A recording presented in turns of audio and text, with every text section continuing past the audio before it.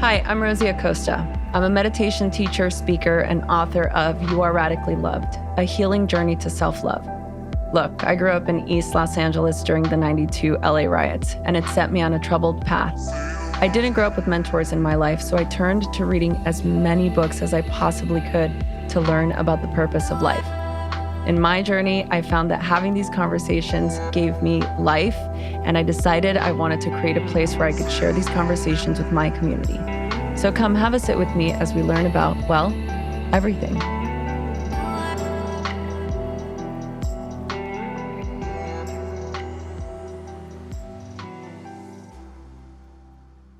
Welcome back to part 2 of the best of 2022. Happy New Year, everybody. I hope everybody's year is off to a really great start. Can you believe it's 2023? I can. Actually, I can. Most of the time I'm in a little bit of disbelief. And this year, no, I'm not surprised at all. I've almost bared witness to the intense velocity at to which this last year just sped by. I was totally seeing it as it happened, just with every day that would go by. I think too, and it sounds a little, kind of passive in saying it in that way, but I actually really did enjoy 2022. It was a great year. My book came out that year. It's truly been a great year. I mean, so many ups and downs, so many great news, so many bad news. There's just so much to really take in. I actually, before we go into your top 3, I'd love to hear maybe what your top 3 lessons are for the year. We could just share those before we go into your top 3 episodes. Oh, goodness. I, off the top of my head, I usually, and I haven't done this yet, but I usually spend some time in reflection to give a better, more intelligent answer. So this is going to be off the cuff, y'all. So we love off the cuff here. Front and this is an off the cuff show. Yeah, no, I love that. It's nice to see what comes up initially without having to kind of overanalyze it or overthink it. And so what I will say is, so the question is, what has stood out to me the most in the past year? What have I learned the most? And I think I've taken some steps outside of my comfort zone. I've taken more of, as y'all have noticed, more of a forefront role in interviewing podcast guests. And that can be pretty intimidating, right? Because these people are like doctors, they're philosophers, they're writers, they have some claim to fame behind their names. So I get a little bit, what is the word when it's like, I'm thinking of Amy Cutting. It's like, I feel like I have to fake it till I make it. Yeah. Is it the imposter syndrome? Yeah. Okay. Imposter syndrome. Exactly. Yeah. And then, so I'll go back and because it's part of my job, I'll have to listen to myself give these interviews and I have to really practice. This is a lesson that I've learned, to be nice to myself and say, you prepared for this, you did the best you could, and it came out well. So that's something that I've been working on, learning how to do. And I feel like it is a practice and it is worthwhile. But also believing in myself that I should be doing this, that it's okay to be visible. It's okay to have a voice that thousands of people will hear. I'd say that's the second lesson. And third, gosh, I'm sure I said this last year, but for me, my relationship with money is in constant flux. And with so many layoffs in late 2022 and so many hard conversations that my partner and I have had, and my responsibility to the household and really wanting to contribute to the household, and actually starting to do that again I love what you said last episode, a solopreneur instead of an entrepreneur, because that's what we are.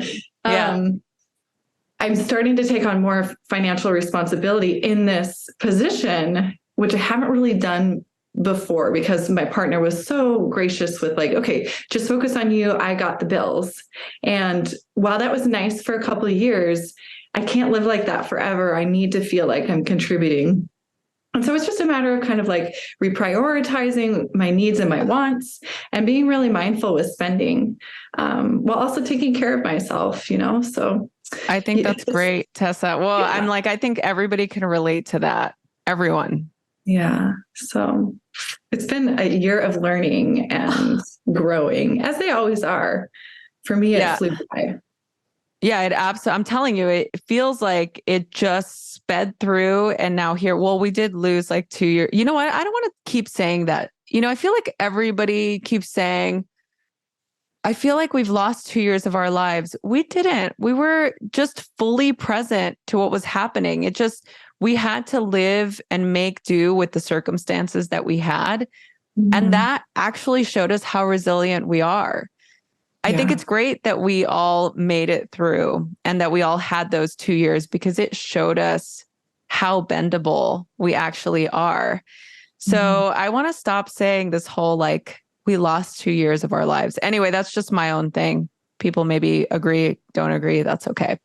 There's a quote by a novelist that I really like, Paul Borland. Do you know him?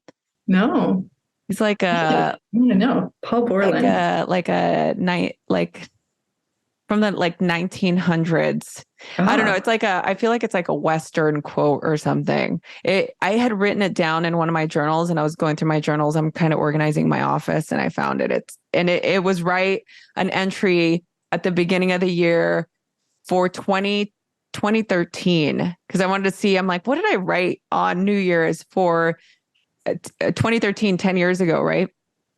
Mm-hmm. We also have big birthdays coming up this year. Gosh. Yes. Anyway, this is what it says. It says, year's end is neither an end nor a beginning, but a going on with all the wisdom that experience can instill in us. Oh, I love that. Isn't that great? Yes. I just feel like so much of that wisdom, unless we put it to work, just goes unnoticed. We just don't pay attention to it. So what are your top 3 lessons from 2022? Oh my God. I love that I asked you, and I was like, oh, she's going to ask me and I'm going to answer. And I literally am like a deer in headlights right now. Drawing a blank. Yeah. Maybe that's one. I think the first thing I learned is to stay calm. I know this sounds trite because of what I do for a living, but I feel like there was a lot of moments that happened this year where I could feel my old tape of anxiety coming up and going into this really downward spiral of panic. And I really focused on staying calm. And I really feel like that was something that, I'm not saying I got good at it. I don't know if you can. I mean, I guess you could get good at being more grounded. But I will say that my techniques really served me. So I'll say that I learned that staying calm is more fruitful at the end of the day than the opposite. I think the second thing was to just give things time. And I would say the third thing is don't rush into things. I guess those two go hand in hand. Look, I'm a patient person. We've talked about this before. I'm innately impatient, but I've learned to be patient because I've seen the benefits of what patience can bring. I've talked about this before with my book process. Had it happened back when I wanted it to have happened, it wouldn't have impacted the same way. I wouldn't have done the same type of job. So I'm glad that it took time. I'm glad that it took as long as it did. I'm glad that all the seeds that I've planted into the ground, I'm glad that it's taken the time it has, or I wouldn't value it as much as I do now. I almost feel like the time that we wait, the time in which we see something grow and we're not trying to speed up the process, it really allows us to enjoy the flourishing of it, you know? Yeah. And at the end of the day, I feel like that's part of what we're doing here. And then the last thing, not rushing into anything, I feel like sometimes when you're in this state of not knowing, you might tend to rush into something that you've not fully thought out. And sometimes they can be very expensive lessons. Oh, expensive lessons. Yes. Oh, yeah. Very expensive lessons, which I've had plenty of talking about money, right? Like, so yeah, I think that's what I learned. And I'm excited to go into 2023 with this reflection of the last year and make a goal to, be open for 2023. I love that goal. Be open. Yeah. Some big milestones coming up for us. Yes, for us. We are. We're heading into the next decade of our lives. All right. Well, that being said, Tessa, what are your top 3? So, gosh, hard to choose top 3, but the ones that stick out to me and I feel like such fun interviews, people that really inspired me to take our conversation and put it into practice. I'm going to go in chronological order here. Do it. The first one is actually from season 8, but this is best of 2022. So I took liberty and went back to season 8. That's cool. And the guest is Nadine Kenney Johnstone, and she is a writer, and she is such a lovely person to listen to and speak with. And I think what I took away from this are just really practical, because we've talked about this before. You all know I'm an aspiring novelist. I've written a book of poetry, but that elusive novel I keep putting off for all of these reasons. Nadine really helped give me some practical tools to work on that. And then the other thing that I loved that she shared with me was this idea that it's really never too late to start your writing journey. She used this example of, I think it was a woman in her 80s or 90s who wrote her first book with Nadine's coaching techniques. And so I was just like, it really is never too late. And how cool is that? And then my second pick is from season 9, from last season. It's a fairly recent one, Omisade Burney-Scott. And we got to talk about all the things that are just top of mind for me. And I think that in our society traditionally have been taboo topics because we don't really talk about things like menopause and aging as women as much. And so our conversation was just so uplifting and validating as a woman heading into my 4th decade on this planet and thinking about things like, okay, I'm going to start transitioning again into menopause, and my hormones are really going to change. And what does this mean for me as a woman? And that can be kind of scary if you don't. Well, for me, I felt like, okay, this is really scary. And then I talked to Omisade and I was like, okay, I feel better. It's just part of life. It's part of the cycle. And now I have some practical tools to work with. And she's just a lovely, lovely person. And so I'm excited to have everyone revisit that conversation with us. And then finally, the sleep prescription with Dr. Eric Prather. He's just such a sweetheart and has done so much research on the science of sleep.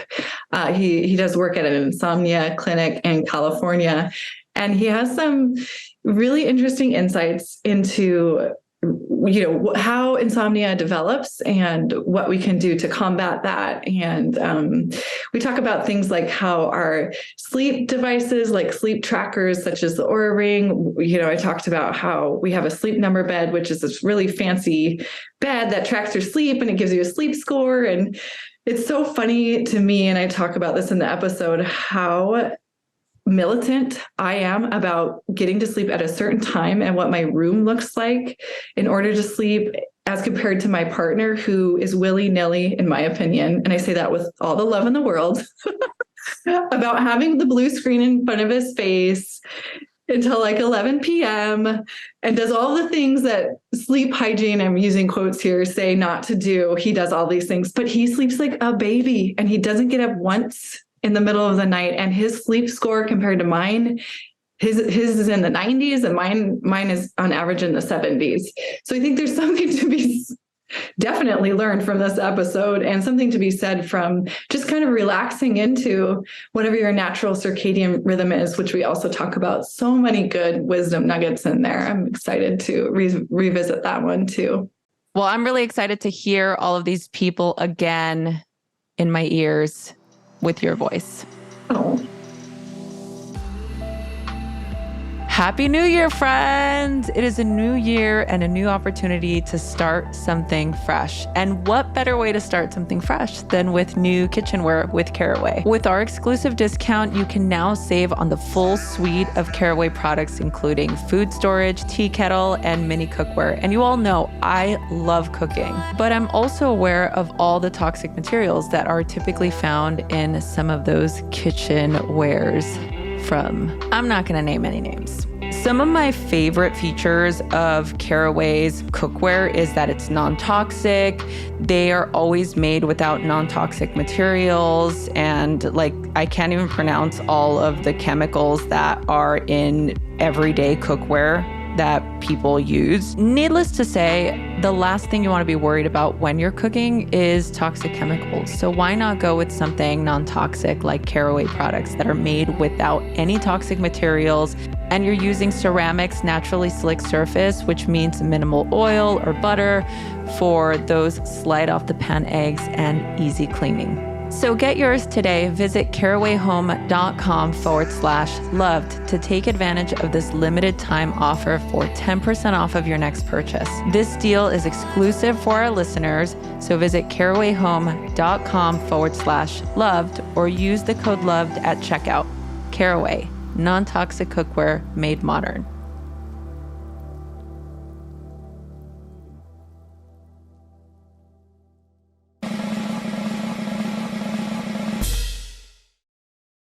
When I first started writing, I went to graduate school for writing. That's how excited and invested I was. But I first started as a fiction writer, and I was writing very thinly veiled autobiography because I didn't feel like my life was exciting enough or important enough to just share straightforwardly.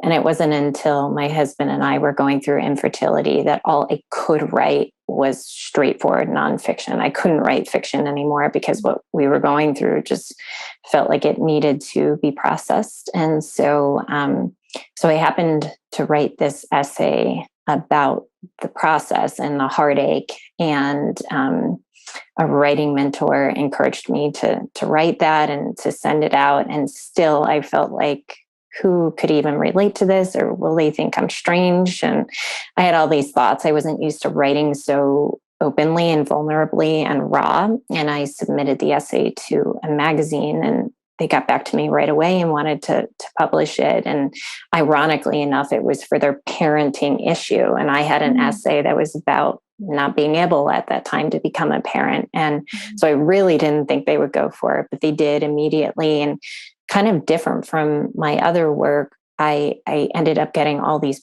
personal responses to it from readers. And that's when I realized, like, maybe there is something here. There is something really healing about writing the truth and writing what you're going through.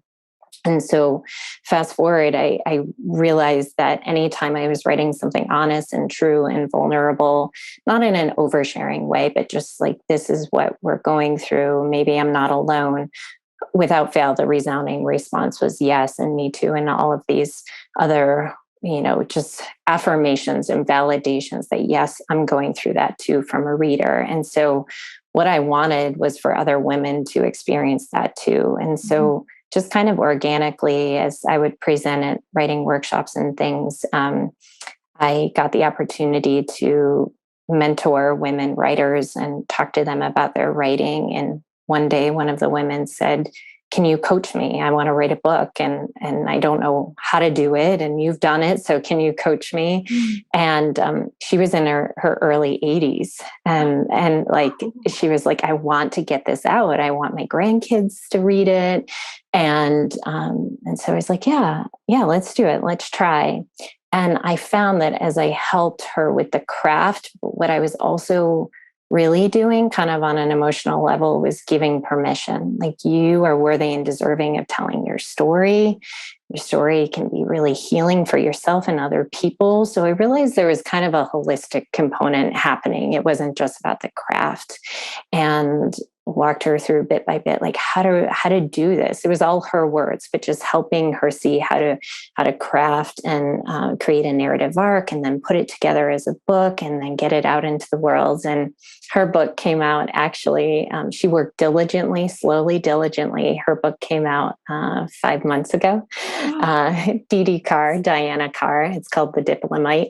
And so it's just like one of many stories where I got to see this woman come into her own, tell her story, feel like she was worthy of telling it, and then put it out there. And this has happened many, many, many times over, where I get to witness a woman telling her story. And what actually ends up happening is that she's taking her pain and the beauty of her life, she's putting it on the page, and she's making sense of it and making meaning of it, and then giving it to someone else and creating connections. So it's like, it's such a rewarding experience that's what I want for any woman who's interested in writing and putting writing out into the world. It's not just about the writing. It's about what happens to your heart, your soul in the process.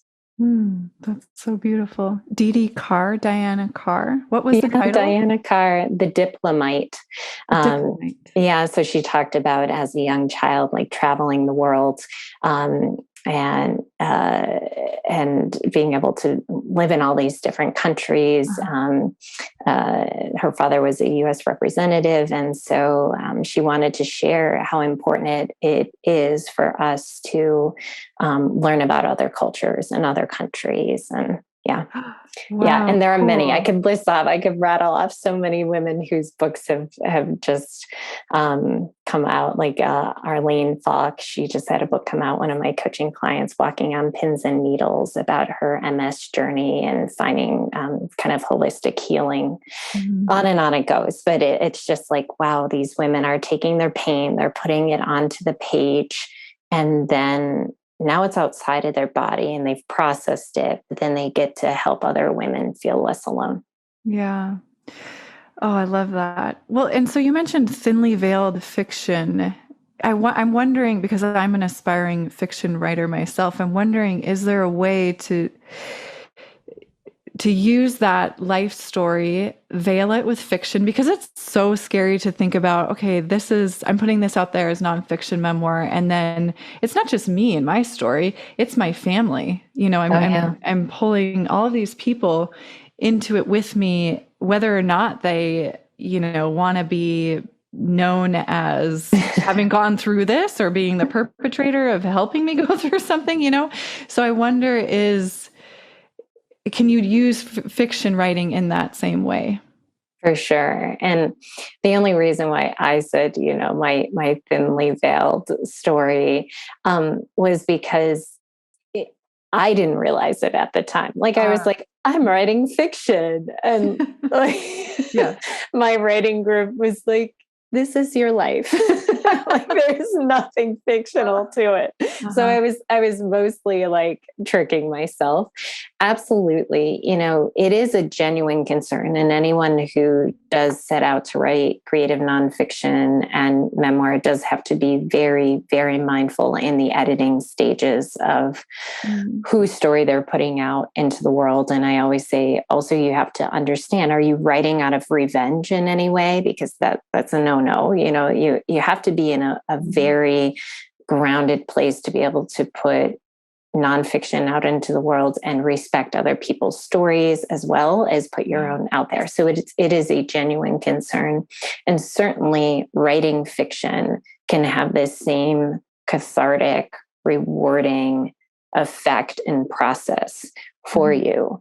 And I think when it comes down to is simply a reader will connect with anything, whether it's fiction or nonfiction, as long as there are some universal truths there. And a universal truth, is what connects us to the story in a human way, that no matter what the character's experience is, there's something within that experience that the reader can connect to.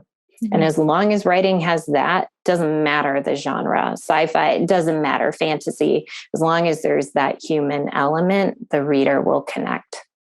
You said genre, and I'm currently listening to the audiobook Words Are My Matter by Ursula K. Le Guin. Ooh, I have to check that out. She talks, I'm in this section right now where she's talking about genre and the issue or the problem with using genre to categorize books. And as we're kind of discussing the differences between fiction and nonfiction, and this conversation is going through my head with Ursula K. Le Guin's voice in the background. So that's something also I would, any aspiring writers in the audience, I'll add a link to in the show notes for that too. And I highly recommend you check it out too if you haven't. It's really interesting. Because there is a problem with categorization and pigeonholing. And exactly. Yes. Mm-hmm. To me, when I look at, and this is like, I have, next to you, zero experience with this. I have a book of poetry. It's called The Dark Moon, a book of poetry for Shavasana. But I haven't actually written a memoir or a fiction. So this is coming from that very new, young perspective of writing. So everyone take it with a grain of salt. But I guess what I'm wondering is, where do we start? Writing a novel or a memoir or whatever it is you're thinking about writing that you want to put out there into the world, it feels like such a daunting task. Oh, yeah. And it's such a muscle that we have to learn how to flex and use, just like a bicep curl or going for a run. You have this goal of running a marathon, maybe. What a daunting task, right? And if we don't have these coaches and these processes in place, where do we actually start with this? Oh, yeah. Yeah. It can be so overwhelming. So if anyone listening is an aspiring writer and you're feeling really overwhelmed, you're not alone. This is completely normal. I mean, it is like telling someone to just go start running a marathon if they've had no training. And even if they have, it's still daunting. So one of the things that I learned in graduate school is something that I still teach almost weekly. So we have a community of writers. I call it Writer Workout. We meet every Monday online, and I give prompts and we write together just to kind of get through the writer's block. And so when I'm teaching them every Monday on Zoom, one of the first things that we always do is I say, pay attention to what you're paying attention to, because that is the access point. So it doesn't matter what you're writing, fiction, nonfiction, poetry, etc.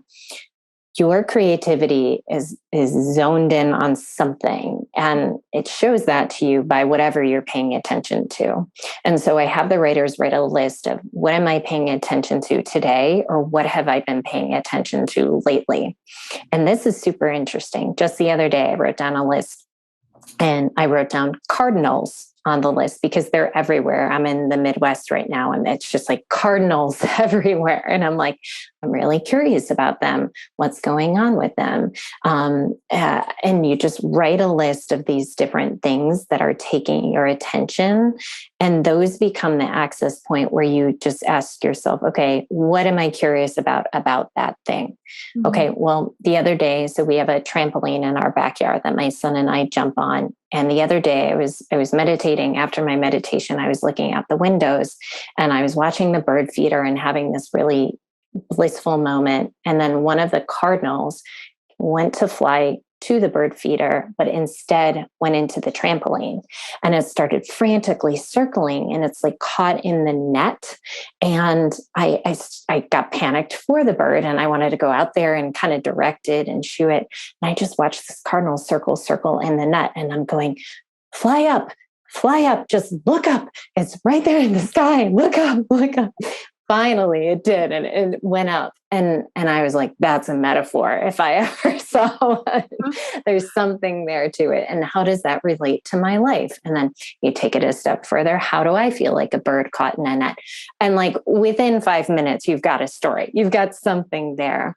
And so you never know, whatever little thing you're paying attention to, how it can open up an entire story for you. So if you're just like, how do I begin? And you want a 5-minute way to begin, start with that. Pay attention to what you're paying attention to. Write a list and see what story might unfold from one of those things.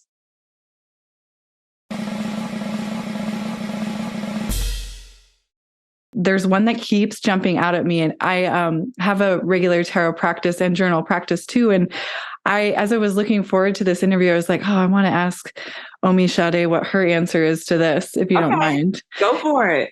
And it's from the element of air. And the question is, what do you look forward to most as you age? That's one of my favorite questions. I picked that question comes up for me quite often. I feel like I live a lot in the air element and in the earth element.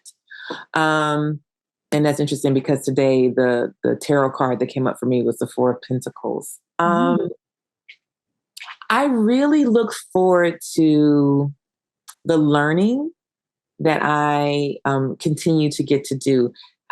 I have moved into a creative identity that I wasn't always comfortable with. I felt like I would tuck it into my work, you know? So it was like a very easy way for me to be creative without putting myself out there as a creative. So that way, if I wasn't legitimately showing up with a creative identity in a way that people could say was legible to them, and that they could say, oh, she's a performer, she's a visual artist, she's a storyteller, she's whatever, that I could hide behind, well, I tucked my creative identity into my training responsibility, or into my political education responsibility, or into my advocacy responsibility. It'd be a nice mask for me to hide behind. And I think that as I've gotten older, that has fallen away, where I kind of stand barefaced as a creative. And I'm learning so much about my creative shape. I'm learning about what I'm called to. I'm learning about my aesthetic. I'm also learning about what I don't know, and my ability to be in a place of curiosity around that without shame or judgment, and feeling like, how could you not know what that thing is? Or how could you not know how to do that? Because it's not possible for you to know how to do everything or know everything. I also think that as I've gotten older, I really look forward to the continuing kind of shedding and unlearning of negative messages, trauma, emotional harm, assumptions I made around who I need to be loved and safe. And I think that as I move more fully, I'll be 56 next year. So as I move into this like transition from my mid 50s to my late 50s, I am continuing to shed those things. And to shed those things, sometimes it's not easy. That leads me back to my childhood. It leads me back to my origin story. And so how I can like return to those places from a place of compassion and kindness, first for myself, certainly for my parents. I adored my parents. My parents are both ancestors. And so it feels a little not okay to interrogate them post-mortem around who I am, but they made me who I am. And so to be able to be more curious about who they are and their upbringing and how that translated to how they raised myself and my siblings has been a huge gift. As I get older, I continue to look forward to what my parents are very active ancestors. I grew up in a blended family. And so my mother and my father and my stepdad are very active ancestors and are continuing to like reveal parts of themselves to me since they've been gone that like helps me go, oh, that makes sense. I get it. Oh, I didn't know that. New information has even been revealed to me since the pandemic that has absolutely helped me understand my mother in a way that I don't know if she ever would have revealed that to me as a person, you know, in her living life. But it just seems like it was so much easier for that information, that revelation to be shared as an ancestor, and for there still to be love there and still to be healing available, you know? So I really love what's unfolding and what's shedding away. Ah, that's such a beautiful answer. I love that invitation to think about those that are not here in physical form in this way of still learning from them and receiving downloads and information from them. Absolutely. You know, kind of like watching over us. I love that. Always, always. Next week is my mother's 24th Ascension anniversary. It's also my father's heavenly birthday. So November tends to perennially be a tender time, sometimes more tender than others, because grief is what it is. And I'm feeling very present to them around me this time of year, but I don't feel a sadness like I have felt in years past.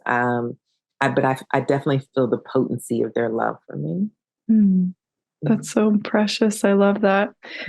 I'd love to. Well, you mentioned origin story a few times, and I do. I have so many questions around the topic of menopause. But before we go there, I'd like to hear more about your origin story. Sure.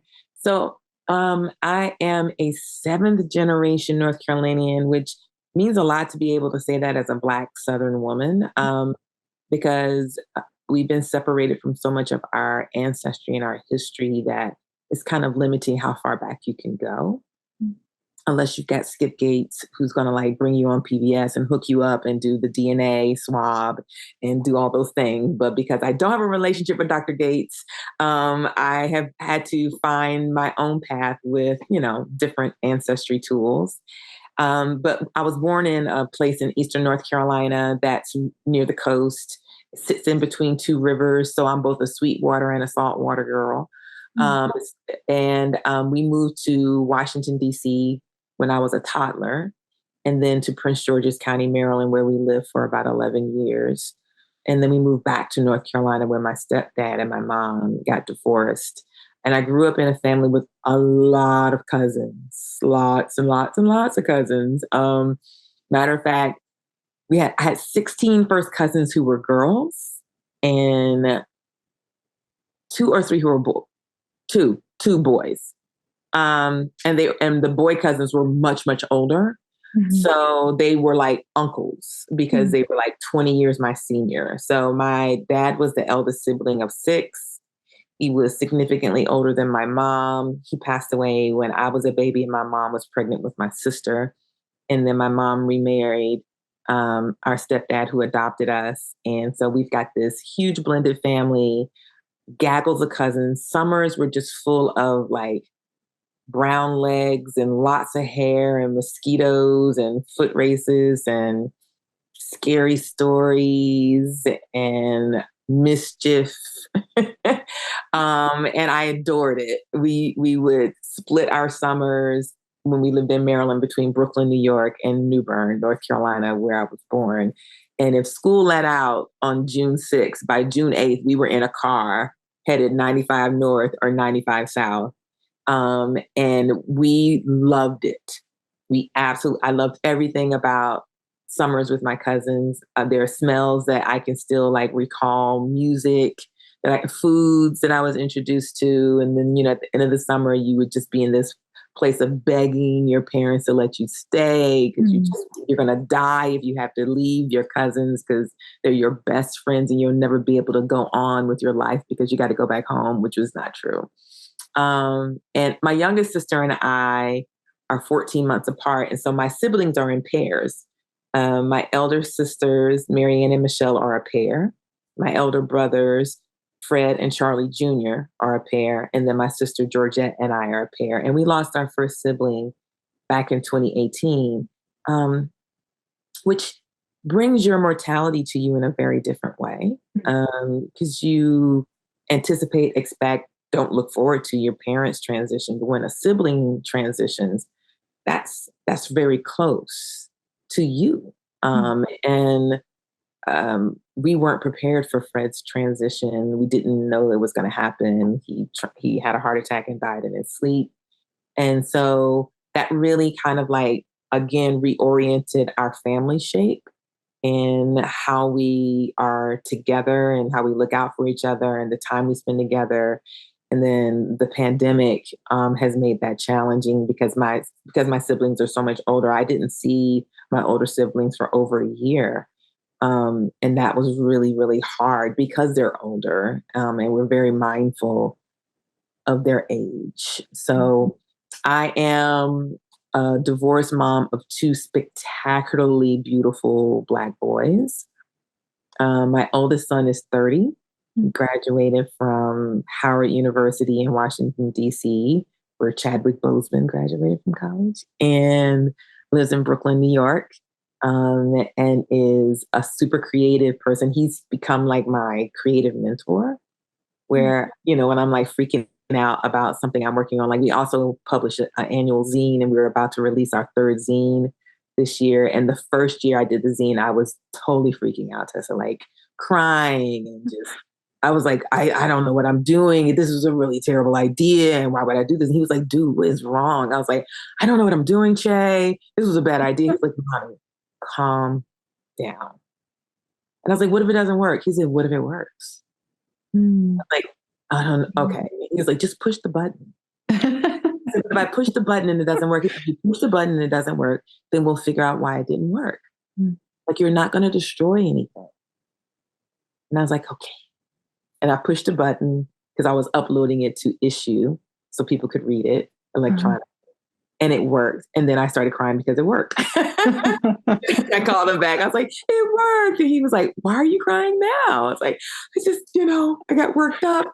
He was like, oh my God, dude, you just gonna have to calm down, man. Listen, we constructed everything in this world so you can do anything you want to do. It's really up to you. You are not finished. And I was like, thank you. Wow.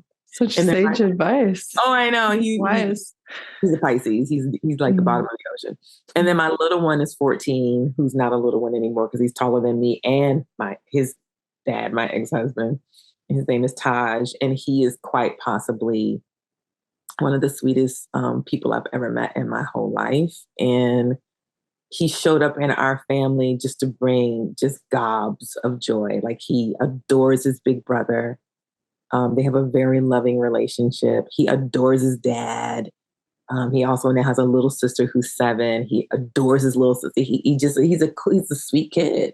He's a very sweet kid. I like my kids. There are people I know who love their children very much, but don't really like them. Yeah. And I like my kids. They're not my peers. I don't make them my peers, but we are friends. I feel like that's such an interesting, I want to dive into that, what you just said a little bit, that they're not your peers, but they are your friends. Or did I get that backwards? No, you got that right. Okay. You're absolutely right. I think of my peers in particular around like my generational footprints. I'm a Gen X. So we will have, shared experiences through a cultural lens, through time, lived experiences. And like, I'll use my cousin as an example. They were born the exact same year. We both are parents. We both have buried both our parents. We have been through trials and tribulations. We are survivors of all kinds of things. And so there's a way in which I know I can be vulnerable with her and she can be vulnerable with me that feels appropriate and feels held and feels reciprocal. I don't want to adultify my children. I don't want them to parent me. Yeah. So I see them as my friends. Like, we have very strong, intimate relationships where we talk about things and we share our emotions, but I do keep what I consider an appropriate parental boundary for our family around when I share things and how I share things, and some things that I choose not to share. And we'll make a decision on whether or not they will get that information when I feel like the timing is right. Because I think that my experience doing social justice work makes me really keen on the fact that Black children are adultified way too soon. Their innocence, their bodily autonomy, their ability to engage in consensual relationships with people is stripped from them really, really young. And Black boys are adultified and dehumanized, and people find them frightening very, very young. And so inside of our home, I am not trying to replicate a carceral system. I'm not trying to replicate a system where my boys feel like they have to be a man before they are actually an adult, or where they feel like they have to parent me or caretake me, which then again adultifies them or parentifies them in a way where they are stripped from their childhood.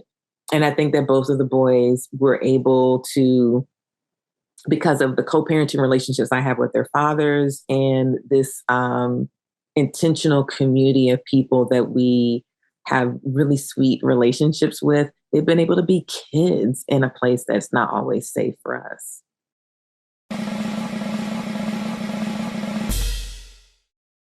Our sleep system can be really robust despite certain things, right? And it differs by person, right? And it's always funny that like someone who is a kind of a less than ideal sleeper weirdly is often paired up with someone who, you know, is like a really good one. And then that just kind of feeds this like comparison of like, why can't I be like that? And like, you know, that sort of thing, the kind of thing you're describing. But it also, you know, like oftentimes people that can have that ability to sleep so easily, despite any of those other things going on, you know, sometimes they're really sleep deprived. Sometimes their sleep is just really robust. And that's just kind of an individual difference. And it also means that like no individual thing is going to make the difference, right? It's really about kind of trying to kind of set up your sleep in a way that is predictable and, you know, and is, you know, good for you. So I always say that like sleep is really universal, but it's also personal, right? There are like things specific to you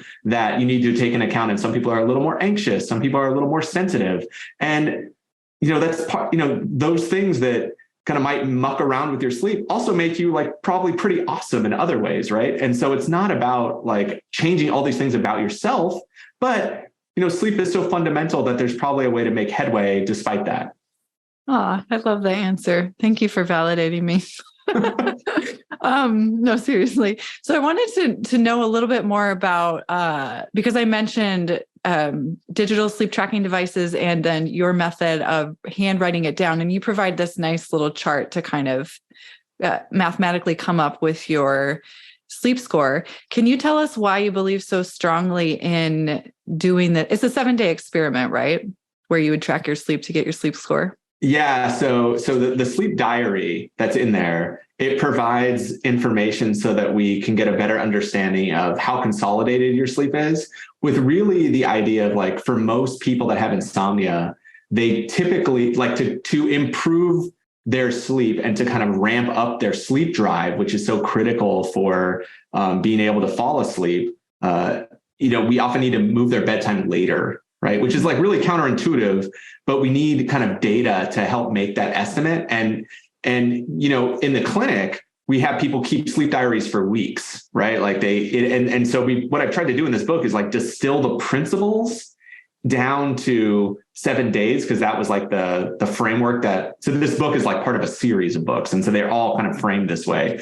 But for getting that information, we actually need as many days of data as we can. And so that's why it's the last chapter, because we need people to complete their sleep diary every day to get that. And so, but regarding like why people have to do it by hand versus a wearable device, you know, it's not necessary. I mean, I think there's something to being kind of engaged in the process as like is your own personal sleep scientist. And for insomnia, it's often really subjective, right? So like if you look at your Sleep Number bed, or like, you know, I use an Oura ring, and it, you know, it'll say like, oh, you know, you woke up 15 times during the night. But it's really just based on like my movement and my heart rate and that kind of stuff. And I have no recollection of this. That makes me does that matter? Does it matter? Because we wake up a lot of times during the night, and it doesn't necessarily affect our sleep. It could also be an artifact of the device. And so, you know, we don't want people to read too much into that. In fact, you know, some years ago, there was a term coined called orthosomnia, which is an insomnia that develops because people are using wearable devices. Because it, in fact, like, especially the ones that give you information about your sleep architecture, right? I mean, it'll say, oh, you only got 15 minutes of deep sleep, right? That could be distressing to people. I mean, and it may be somewhere, maybe you got less than normal, but the absolute numbers that are provided by these devices currently around sleep architecture are just not up to the standard of what we would get in the sleep laboratory, which is like the gold standard, right? But people feel like it's that way. And so it's, that can be problematic, that can be distressing, and can kind of be not going in the right direction when you're trying to get your sleep back on track. Certainly. Yeah. I also have an Oura ring as well as the Sleep Number bed. I spotted it. I spotted it when you lived. Yeah. The many devices that track my sleep. So I'm going to give this writing it down a try for a while and see how that goes. I want to dive into the topic of homeostatic sleep drive, which you talk about as sleep pressure and also circadian rhythm. And those are two different things that you're discussing. I think probably most of us are more familiar with the term circadian rhythm. But if you would just give a brief overview of each and how they're different and why they're important. Yeah. I mean, those are kind of the two primary processes that like regulate our sleep. So our circadian rhythm is, from what people, surely heard about, particularly since we just had daylight savings and we experienced it in real time, and we always do, is kind of your internal clock, right? And when we think about sleep, we think about kind of your alerting signals that happen throughout the day. So like, when you wake up in the morning, your alertness starts to increase, and then it kind of wanes as the sun goes down, right? And that's your circadian rhythm playing a role. Like, and sunlight plays an incredible role in kind of in training that rhythm, but other things do too, like when you have your meal times and things like that. And the thing that also people think about when they think about their circadian rhythm is melatonin secretion. So your pineal gland kind of releases melatonin when it's dark out, and that kind of sets the table for your body. It kind of cues it that, it's getting close to bedtime to go to sleep. The other process, which is independent of your circadian rhythm, is called your homeostatic sleep drive. And I like to think of it as it's kind of like a balloon, like where you wake up in the morning, your balloon is flat. And then as you go throughout the day, it kind of builds up and builds up and builds up and builds up with sleepiness. Right. And we think we understand what that sleepiness is, a neurochemical in your brain called adenosine. So adenosine builds up. And then, when it gets to kind of a really big amount, you feel those sleepiness cues, you go to sleep, and it kind of drains out throughout the night, right? Like drains out that sleepiness. And so those things together, when your balloon is really big and your circadian rhythm alerting signals are really low, then you go to sleep. That's like a nice kind of set up sleep thing, right? But like when, there's a change, when you travel across the country in time zones, or you have daylight savings, you can have this shift of like your circadian rhythm is not aligned with your homeostatic sleep drive. That makes sleep work less well, but can get back on track. But I mean, those are the two things that in cognitive behavioral therapy for insomnia, which is what this book tries to distill, what we capitalize on, because those are just part of your biology, right? And so we're just leveraging those to help people sleep in a more predictable fashion. Mm-hmm. And so is it fair to think of circadian rhythm as, like, for example, I said I like to go to bed earlier, and I usually wake up earlier. So my circadian rhythm is different than my spouse's in that he's definitely a night owl and he sleeps in a little bit longer. Yeah. So that's a great example. So, relative to your partner, you have a more advanced sleep phase, right? And he has a more delayed sleep phase, right? And so there's people that are night owls. There are people that like to get up earlier. They're like, love that sunrise. Are morning larks. But, most people kind of are on the middle, there are people on the extreme end, like certainly in our clinic, we get a number of people that are kind of have extreme delayed sleep phase syndrome. And so, everything in their life is typically okay until like their job requires them to have an early morning meeting. And now like their life is not kind of aligned with their rhythm. And so we can try to shift their rhythm a little bit, but oftentimes it's genetically driven. And so it just becomes, real challenging and trying to kind of manage your life, because it's when rhythms are when your circadian rhythm is kind of like in an extreme mode, oftentimes just the world isn't set up for you. Right. And it's like, it's really hard. Like it's really hard. And so it's oftentimes people end up getting different jobs or kind of, constantly are working towards kind of that shift. Yeah. Well, and I wanted to speak to, in terms of building sleep pressure throughout the day, as it relates to the section on staying up late. Yeah. Can you talk more about that? Yeah. So, okay. So if you did all the things in the steps, or if you were in our clinic, right, and you like kept the sleep diary, right, we would get an understanding of the amount of time that you have opportunity for sleep. So like the time you go to bed to the time you wake up, how much of that is actual sleep, right? And sometimes people have some problems on the front end. So they get in bed at 8 o'clock, but they don't fall asleep till 11 o'clock. So that's like 3 hours of not being able to sleep. And then based on that information, we get something called someone's sleep efficiency score. And I guess that's like the sleep score that you're mentioning. So it's like, of the opportunity, how much of that was sleep, right? And for someone who has, a good healthy level, like who, and is like under the age of 65, it's around like 85%. Like if you have 85% of your sleep opportunity is sleep, that's really great. But oftentimes people with insomnia, it's much lower. And so what we do is we ensure that everyone has a stable wake time, right? So we want to kind of set someone's circadian clock by having a stable wake time.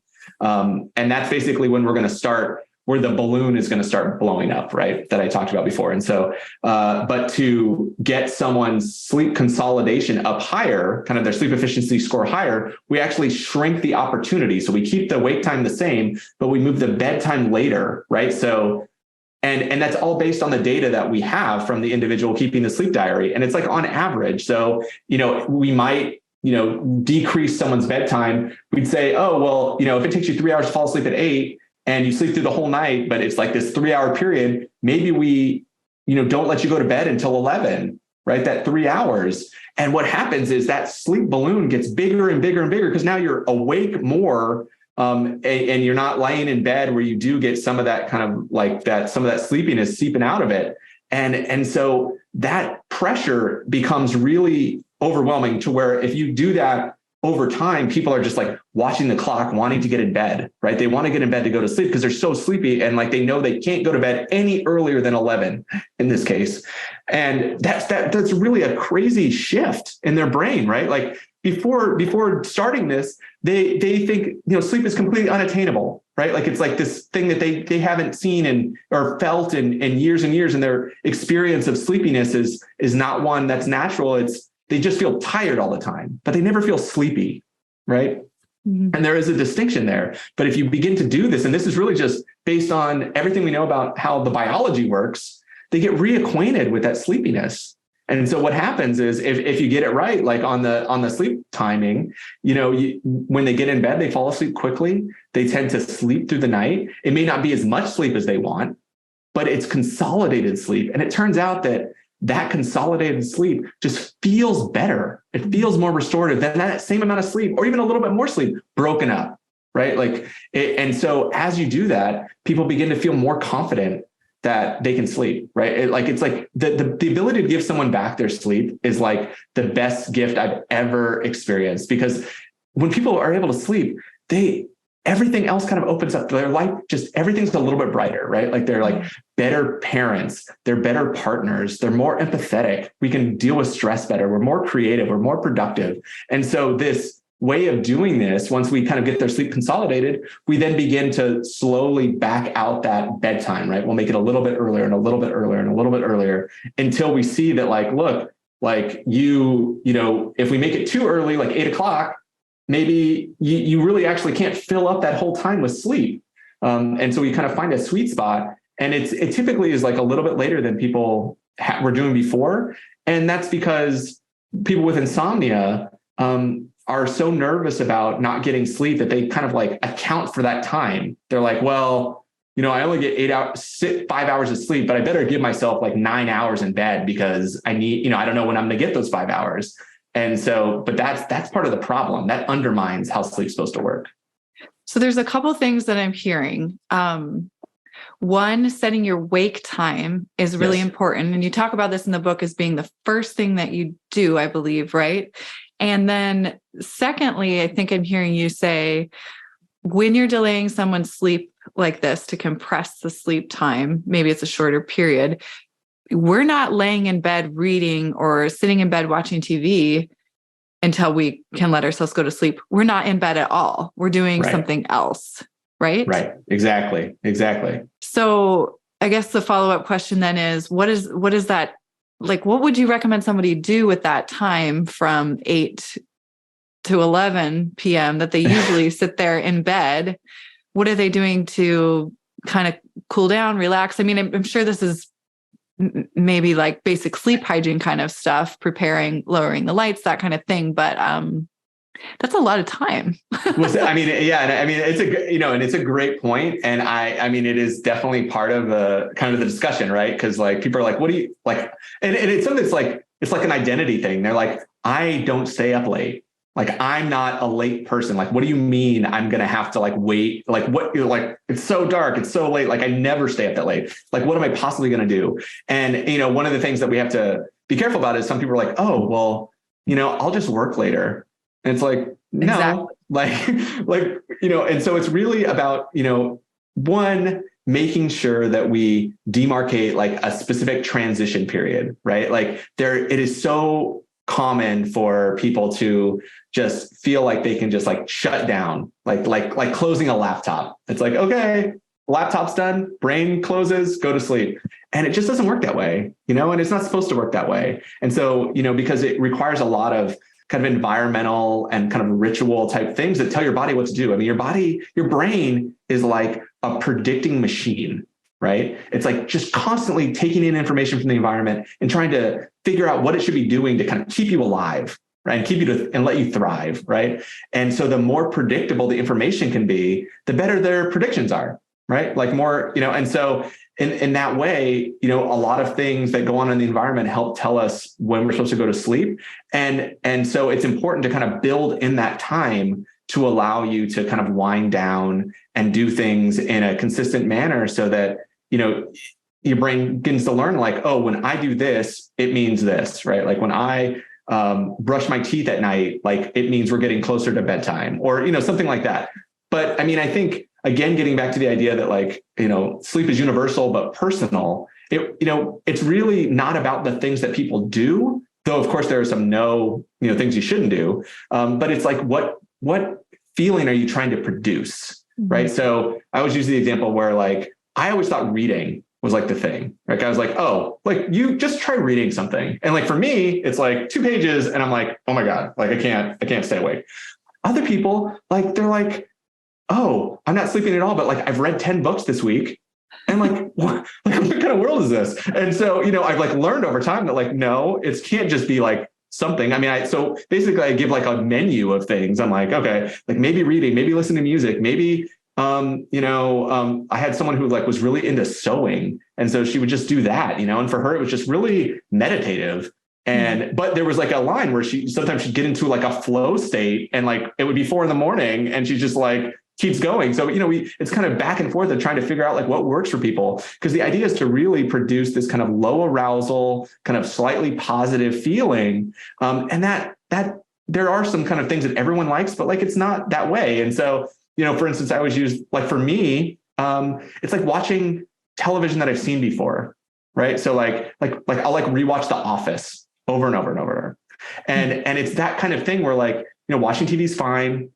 There is concerns about blue light. Some people are really sensitive to that. And so if you're someone that's sensitive to that, then you should put a filter on it. But, for me, it's really about the content that people are consuming, right? Like that kind of reward system that in our brain that like keeps us coming back. That's what we want to avoid, right? So the internet, social media, like it's designed to keep you coming back. Like that's how it makes its revenue.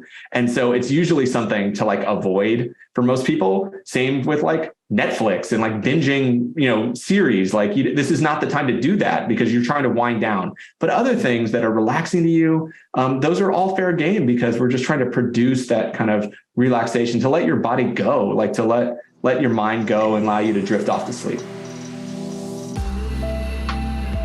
Thank you so much for listening to the Radically Loved podcast. Please remember to subscribe, rate, and review wherever you get your podcasts, and follow us on Facebook at Radically Loved Rosie, on Instagram at Rosie Acosta, and Twitter at Rosie Acosta. By the way, this is original music by DJ Taz Rashid. You can follow DJ Taz on Spotify and check out the best music for yoga and meditation. This has been a Mod Pod Studio production. Check them out at www.modpodstudio.com.